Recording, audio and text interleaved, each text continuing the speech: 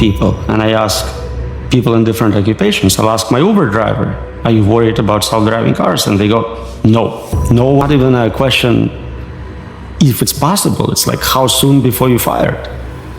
You say to those people, what should they be doing with their lives? Should they be retraining in something, or what time frame? So that's their job, their career, the thing they got a degree in, the thing they invested $100,000 into is going to be taken away from them. So their natural reaction for some people is that cognitive dissonance that, no, you're wrong. AI can't be creative. It's not this, it's not that. It'll never be interested in my job. I'll be fine because. You hear these arguments all the time, right? It's really funny. I ask people and I ask people in different occupations. I'll ask my Uber driver, are you worried about self-driving cars? And they go, no. No one can do what I do. I know the streets of New York. I can navigate like no AI. I'm safe. And it's true for any job. Professors are saying this to me. Oh, nobody can lecture like I do. Like, this is so special. But you understand it's ridiculous. We already have self-driving cars replacing drivers. That is not even a question if it's possible. It's like, how soon before you're fired?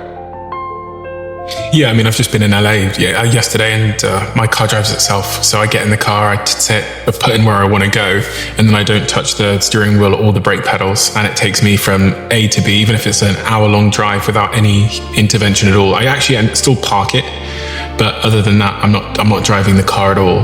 And then obviously in LA, we also have Waymo now, which means you order it on your phone, and it shows up with no driver in it and takes you to where you want to go. Oh yeah. So it's quite clear to see how that is potentially a matter of time. For those people, because we do have some of those people listening to this conversation right now, that their occupation is driving, to offer them and I think driving is the biggest occupation in the world, if I'm correct. I'm pretty sure it is the biggest occupation in the world. Would be one of the top ones, yeah. What would you say to those people? What should they be doing with their lives? Should they be retraining in something, or what time frame? So that's the paradigm shift here. Before, we always said this job is going to be automated, retrained to do this other job. But if I'm telling you that all jobs will be automated, then there is no plan B. You cannot retrain. Look at computer science. 2 years ago, we told people, learn to code. You are an artist, you cannot make money, learn to code. Then we realized, oh, AI kind of knows how to code and getting better. Become a prompt engineer.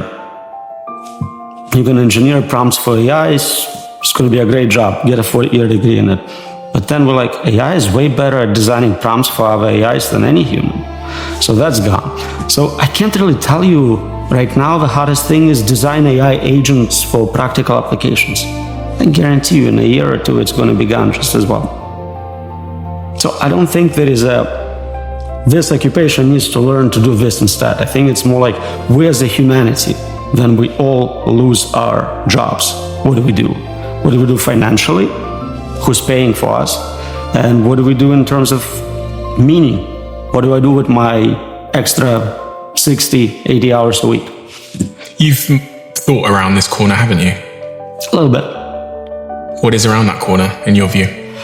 So the economic part seems easy. If you create a lot of free labor, you have a lot of free wealth, abundance, things which are right now not very affordable become dirt cheap, and so you can provide for everyone basic needs. Some people say you can provide beyond basic needs, you can provide very good existence for everyone. The hard problem is, what do you do with all that free time?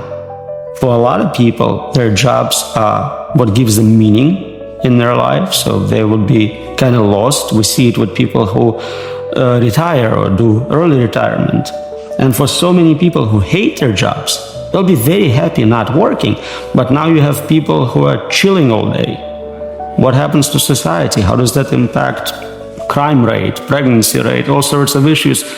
Nobody thinks about. Governments don't have programs prepared to deal with 99% unemployment.